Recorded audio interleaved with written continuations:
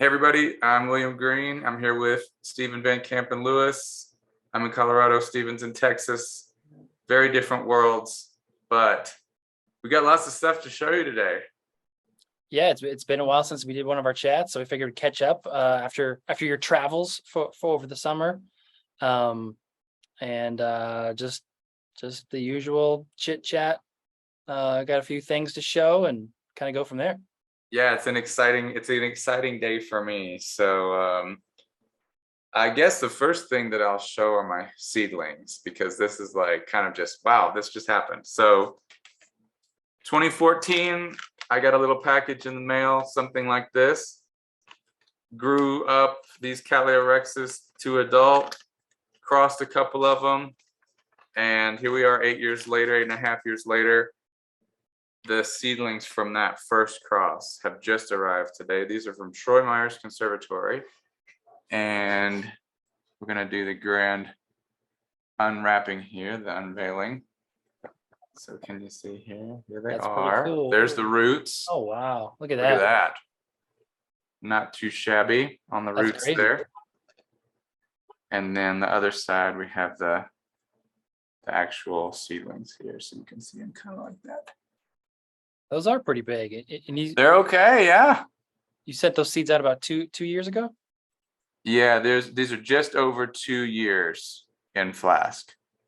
So I haven't tried to break them apart yet because, as you could see, they had a pretty big root system on them. But maybe if I put the white up behind them, it's kind of hard to see here. But anyway, I am thrilled. I am thrilled. And so Meyers sends out some instructions, some links about how to make compots, that kind of stuff. I think I'm going to follow the same strategy that I followed with my Peru flora seedlings, which is I'm not going to break them apart. I'm going to leave them just like this. I'm going to put them probably bare root in a plastic or clay dish and just set it in the tent and just give them a chance to acclimatize. And then maybe after a month or two, I'll soak them real good. When they start to push new roots, then I'll soak them real good, separate them, and then start putting them in their little pots. And I might actually mount all of these. I just Oh wow. received 3 huge pieces of cork bark, like 3-4 foot pieces, and I'm gonna slice them into nice strips, and then I might mount each one of these because for me, mounting is the most foolproof way to grow these guys. My Rexes that were mounted as seedlings are by far the biggest, healthiest ones that I have. So that might be the strategies. These guys are very important to me. I'm so happy. So are they about the same size as the last batch that you got? I would say the Peru flora ones were overall about half this size. Okay. Overall, if you took like an average size, I think they were about half this size. I think they were probably only in flask for a year or so, maybe a year and a half.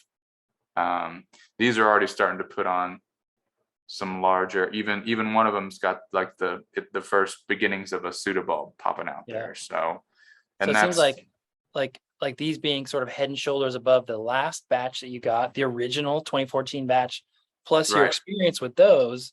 I Yeah, mean, you're probably gonna have faster growth times, better, faster seedling to bloom times, plus probably better survival rate, huh? Just based on those two factors. that's what we were hoping for.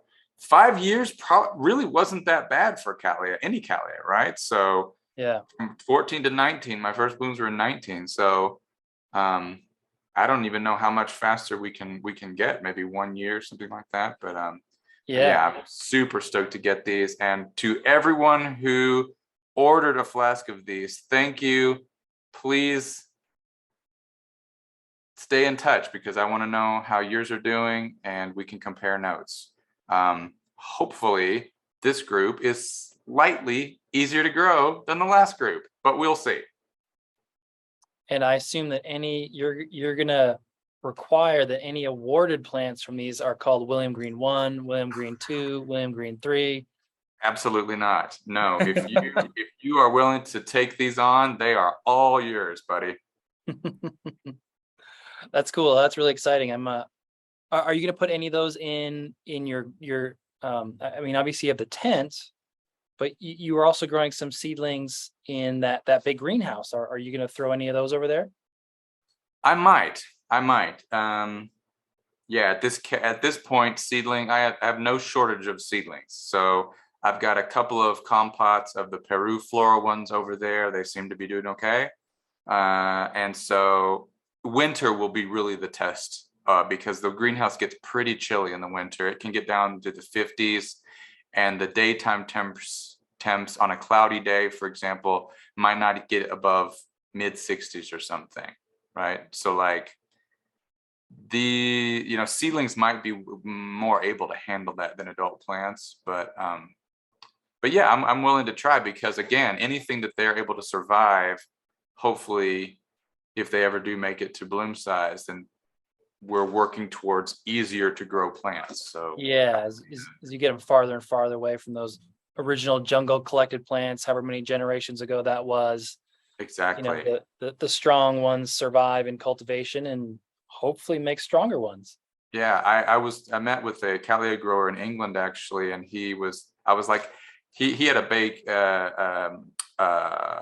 not a background in horticultural sciences, especially agricultural, and he knew a lot about breeding and stuff. And I was like, I mean, how do I know what to select for? And he goes, and I told him, I was like, I'm just like crossing the ones that survive. And he goes, well, that's what you'll select for, is the survivors, because in 2 or 3 generations you'll have significantly tougher plants than the originals. So Yeah, that makes sense. we'll see. Cool. Excited, very excited. Yeah, What have yeah. you got to show us? You showed me some pictures earlier that I'm like drooling about.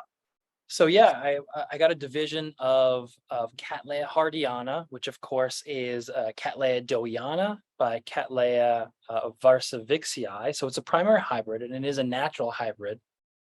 And this is it right here. So I'm doing sort of the opposite of what you're doing, where you're accumulating seedlings. I've got a mature division here that I'm really excited about, and um, we'll throw up a photo on the screen of what the blooms look like. But this is sort of the perfect Cattleya division cut. So I've got 3 mature bulbs, 3 really nice bulbs. There's a new growth coming out here, and the new root. There's one new root that's just like this big, so it just looks like a pimple coming out. So, like if you're gonna cut and then sell a division, like this is the perfect time on a great cut. I got it from this gal, on a Christina Rodriguez Leon, and she sent me a list of what she's got, and there was a bunch of really cool stuff. But the moment I saw, the flowers on this, Can you go ahead and show it on the screen? I'm really excited about it. I'm gonna just show it right now. yeah, All right, there. Can you see? There you go. yeah, There's that first picture. I was like, what, Steven? and so yeah, so that's a semi-alba. It really just got the floriferousness of the varsavixii. The plant size is pretty big too, and then the colors are from the varsavixii mixed with, of course, the dowiana. And dowiana is really well known for sort of enhancing colors, especially darker colors. Hardyana as a cross has a pretty wide variety of colors, because varsavixia has a lot of colors, and then the dowiana sort of enhances whatever those colors are. And man, as soon as she sent these photos, I was like, yep, give it to me, please, please, please, please. You just don't see this patterning typically in a semi-alba, where you've got a hint of purple at the top, purple at the bottom, but then just that nice, real clear yellow right through the middle. Yeah. That's really great. And I'm really hoping for the hybrid vigor of having these primaries. Both of these species are kind of Right. finicky. I find dowiana to be more finicky than Varsavixii. But combined, I'm hoping that it'll just be growing like a normal, regular hybrid Cattleya, easy peasy. Right. Well, here's hoping. That's going to be exciting. Yeah. I can't wait to see what that goes for when you offer a division. Yeah, I mean, hopefully I can get it awarded first. Oh, that's right. All right. Well, I also have a Cattleya I'm really excited about. This is my Maxima. It's a Cerulea, and you can see it's got 4 pretty obvious sheaths on the top there. It's got a smaller one down here as well. And then it's got another leaf that looks like it's going to try to push out a flower, even though it doesn't have a sheath on it. So we're looking at 5, maybe 6 inflorescences all at once on this thing. And last year, when the thing bloomed, I sprayed my whole collection with Phyton 27, just kind of as a, hey, let's try, maybe this will disinfect everything. And it just destroyed all the flowers. I mean, they just turned brown. That's right. So, I forgot about that. Yeah. Last year's bloom, I didn't even really get to see them open up completely. They were just all destroyed. So maybe that motivated the plant to try even harder this year because maybe there's a little energy left over.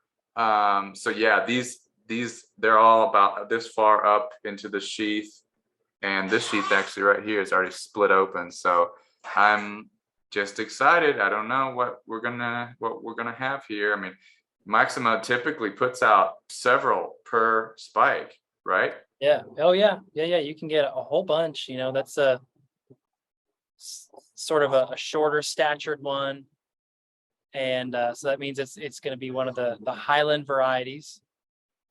And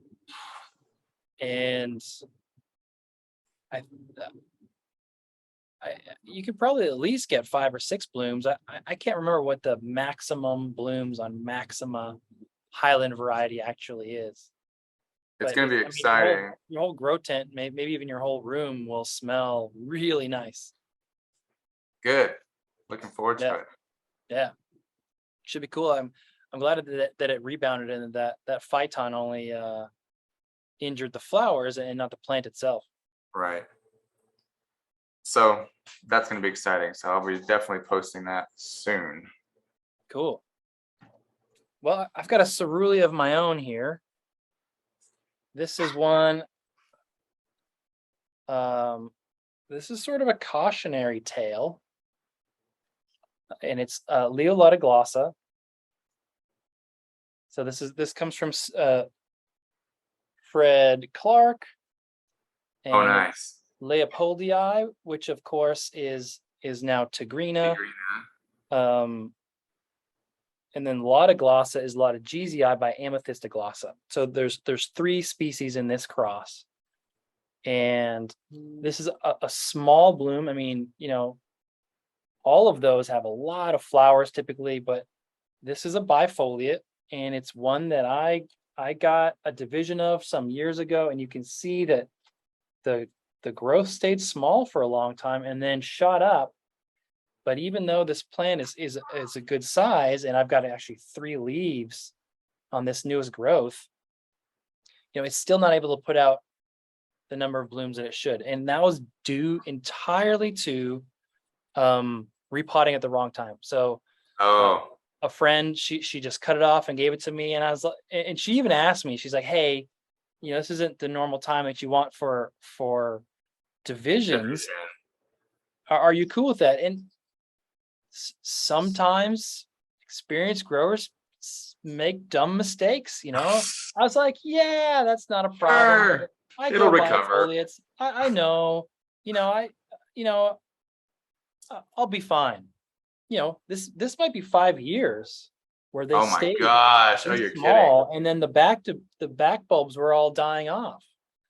And so this year I finally got the size of the division or size of a bulb that's acceptable. But then I was growing on a patio where it was shady. So I'm not entirely sure if only getting 2 blooms is because it's still not back to where it needs to be, like in terms of having the resources to put out the appropriate amount of flowers, or I gave it shady conditions and it's giving me sort of a middle finger for culture. But Like, it's pretty. It's got it's super really nice. cool. Yeah, it's super waxy.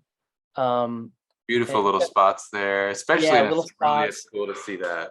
Real definite Cerulea. Um, and so next year, I don't know if next year I can get a full head of blooms. I'll keep it. If it just keeps languishing, maybe I'll not pull it out of its pot, but just sort of give it to someone in the local society here and see what they can do. Um, and of course, it smells great during the day, so Oh, it's a that's cool awesome. one. Yeah. That's cool. Well, apparently Zoom has changed their stuff because it's telling me that we have 6 minutes and 20 seconds before they end my call. So I don't have the pay version of the free version. So I have one more thing to show. Maybe we can finish. This is probably good that Yeah. we have a little bit Let's of do it a in limit. 5 minutes. All right. So this is a Cycnoches cooperi that came from SVO last summer. A lot of people got one of these seedlings, and a lot of people's bloomed last year, and mine did not. So this is what I've got this year. And I think these were bred to be dark, and it's my first time with this species, so I don't know if the color kind of comes in at the last minute. I know that it does that with the wine delight. They're kind of green, pale green, and then just the last 2 or 3 days they just turn bright red. So um, I'm It, waiting for that to happen. yeah, it should darken up. They're getting pretty close to popping open. They're But starting hey, to if you get balloon a a little light bit. colored one, that that's super rare these days. That you don't see those anymore at all. I know you and I were talking last year about, I think you told me that there were green ones that you just never see. And I was like, ooh, maybe I'll get a green one. But Yeah. again, we got to really wait till they're open because I have a feeling that just looking at the bracts on the spike there, they look really kind of brownish red. So I wouldn't be surprised if they color up here, but we'll see. We'll see. Yeah. No, that's Um, cool. this the tip of the spike looks like it had more juice in it, and then it just kind of gave up. Maybe because I was away for 3 weeks and they were just kind of getting just enough watering to sustain them, but maybe not enough to really let that spike grow out. So, but still, it's got 9. I'm excited to see them, and I'm really excited to smell them because I've never really read a very descriptive, a description of what it actually smells like. So I love the scent of those. I think it's great. I think I'm curious to see how you describe it. to pull out my perfume guide and see if I Yeah, can draw some actions there. So yeah. and enjoy it because I killed mine. So Oh no. yeah, I don't remember what it was, but so I still have the other cooperi that's The big older, one, had the more big mama. spidery flowers, and then this one that had the really nice male flowers from Fred. Just Cycnoches are tough. Yeah, yeah, you've said that they just have a death wish, so Hmm. I'm I'm trying to be as careful as I can. No sudden moves around this plant. That's right. No more vacations for you. Never. Yeah. Well, they've done pretty well. I have a fantastic plant sitter. I mean, this time she even went so far as to reprogram my um watering system because it was not programmed correctly. Oh wow, It was staying on too long or something. So I left the instructions out just in case, and she ended up having to do it. She's amazing. that's awesome.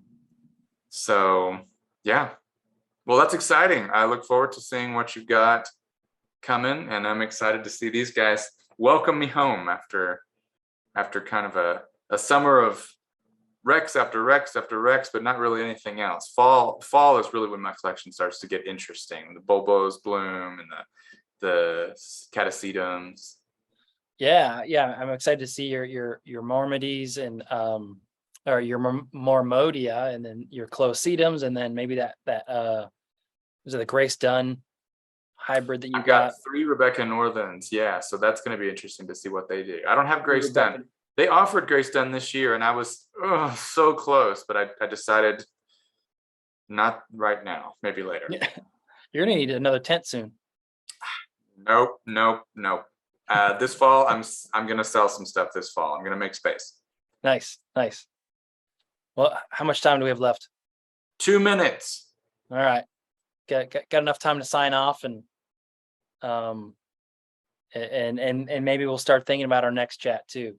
Maybe in a month from now, when things are like really blooming, we can have another show and tell. Right, we can have props, lots of props in Glen. Yeah, too many props. So many props that we have to edit them out. Props for days. Well, Steve, it's been a pleasure chatting with you. Thank you to everybody who's tuning in and enjoying our chats. Please feel free to leave a comment, leave a question, and we'll see you next time. Adios. All right, see ya. Bye.